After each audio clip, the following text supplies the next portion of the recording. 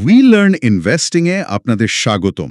আজ Monday 2025-06-16 Indian stock মার্কেটে আজ কি হলো আসুন সেটা একটু খুঁটিয়ে দেখা যাক। একদম। দিনের শেষে হেডলাইন নাম্বারসগুলো দেখলে তো বেশ ভালোই লাগছে। হ্যাঁ, 16 জুন বিএসসি সেন্সেক্স কতটা বাড়ল? সেন্সেক্স বেড়েছে 677.55 পয়েন্টস, মানে 0.84%। ক্লোজ হয়েছে 81,796.15-তে। আর নিফটি 50? নিফটি 50ও বেড়েছে 227.90 পয়েন্টস, প্রায় 0.92% বেড়ে 24,946.50-তে সেটেল করেছে। আচ্ছা, পরপর দুদিন পড়ার পর এটা একটা ভালো বাউন্স ব্যাক বলা যেতে পারে। হ্যাঁ, একটা রিবাউন্ড তো বটেই, কিন্তু এই যে বৃদ্ধিটা, এর পিছনেও তো কিছু ভাবার বিষয় আছে। ঠিক তাই। সেন্সেক্স আর নিফটি বাড়লেও একটা চাপা উদ্বেগ যেন রয়ে গেছে। যেমন ধরুন মিডল ইস্টের ব্যাপারটা। প্রিসাইজলি, ইসরায়েল আর ইরানের মধ্যেকার যে টেনশন, সেটা তো কমছেই না, বরং উইকেন্ডে নতুন করে অ্যাটাকের খবর এলো। আর এর প্রভাব তো গ্লোবাল মার্কেট সেন্টিমেন্টে পড়ছেই, বেশ কশেস ভাব। আর দেখুন, সরাসরি ক্রুড অয়েলের দামেও প্রভাব পড়ছে। ব্রেন্ট ক্রুডের দামটাও একটু বেড়েছে। কতটা বাড়ল? 0.82% বেড়ে $74.84 প্রতি ব্যারেল হয়েছে।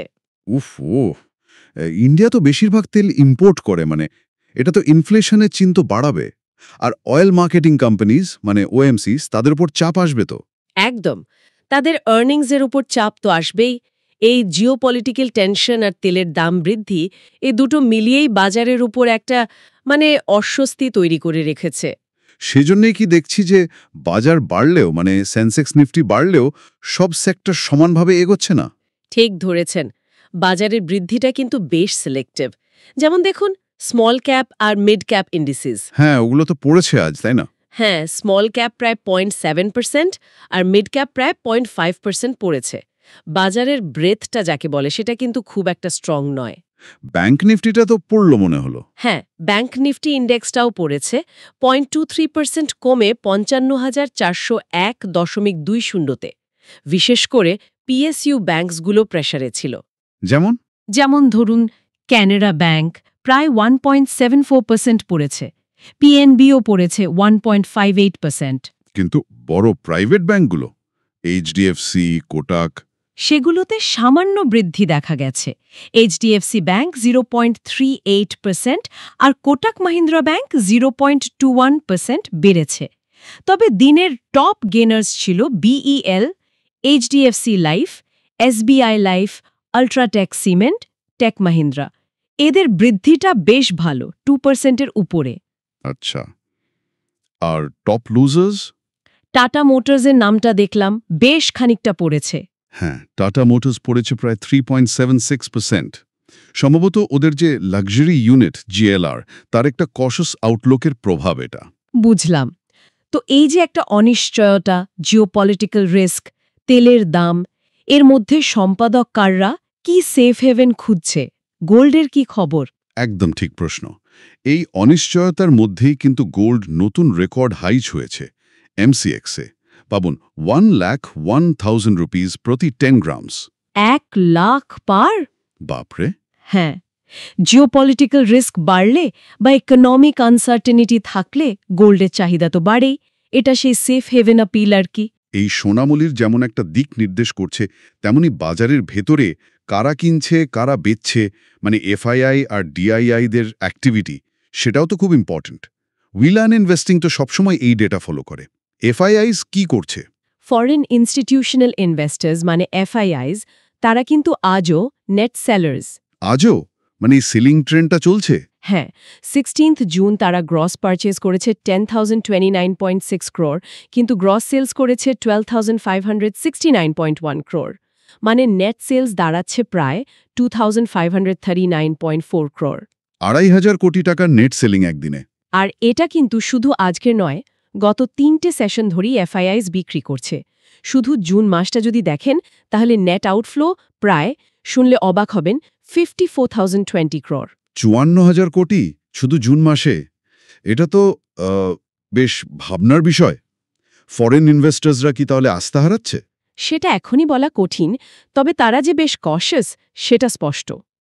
এর কারণ জিওপলিটিক্যাল রিস্ক হতে পারে, গ্লোবাল ইন্টারেস্ট রেট নিয়ে উদ্বেগ হতে পারে, বা এমার্জিং মার্কেটস থেকে প্রফিট বুকিংও হতে পারে। অন্যদিকে ডোমেস্টিক ইনস্টিটিউশনাল ইনভেস্টার্স, মানে আমাদের দেশের মিউচুয়াল ফান্ড, ইন্স্যুরেন্স কোম্পানি, ডিআইআইস কি করছে? ডিআইআইস কিন্তু একদম উল্টো খেলা খেলছে। তারা আজ নেট বায়ার্স ছিল। আচ্ছা, কতটা কিনলো তারা? তারা গ্রস পারচেজ করেছে 14,147.6 ক্রোর আর গ্রস সেলস 8,366.7 ক্রোর, মানে নেট পারচেজ প্রায় 5,781 ক্রোর। মানে এফআইআইস যা বেচলো তার দ্বিগুণেরও বেশি ডিআইআইস কিনে নিল। ঠিক তাই। আর ডিআইআইস কিন্তু টানা 19 দিন ধরে বাইং করছে। এটা মার্কেটকে একটা বিরাট সাপোর্ট দিচ্ছে। এই ডাইভারজেন্সটা কিন্তু খুব interesting. FII selling versus DII buying. একদিকে বিদেশি পয়সা বেরিয়ে যাচ্ছে, অন্যদিকে দেশীয় সংস্থাগুলো সেই শেয়ার তুলে নিচ্ছে। পরিস্থিতিটা যেন বাইরের লোকজনের এফআইআই এর মধ্যে উদ্বেগ, কিন্তু ঘরের লোকেরা ডিআইআই দেশের ফিউচারের উপর ভরসা রাখছে। এক্স্যাক্টলি।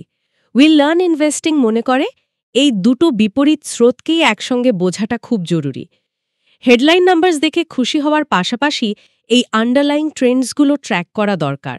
ডিআইআইদের এই কেনার পিছনে হয়তো দেশের ইকোনমিক গ্রোথ নিয়ে কনফিডেন্স বা ভালো কর্পোরেট রেজাল্টসের প্রভাবও আছে। তাহলে আজকের বাজারের যদি একটা সারসংক্ষেপ টানি, কি দাঁড়ালো? সেন্সেক্স আর নিফটি বেড়েছে।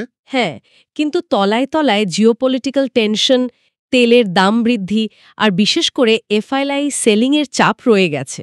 আর ডিআইআই বাইংটা মার্কেটকে ধরে রেখেছে। সেক্টরাল পারফরম্যান্সটা মিক্সড। আইটি সিমেন্ট ভালো করেছে, কিন্তু PSU bank small mid caps প্রেসারে, আর গোল্ড রেকর্ড হাইতে। একদম। বাজারের এই মিশ্র সংকেতগুলোই এখন অ্যানালাইজ করতে হবে।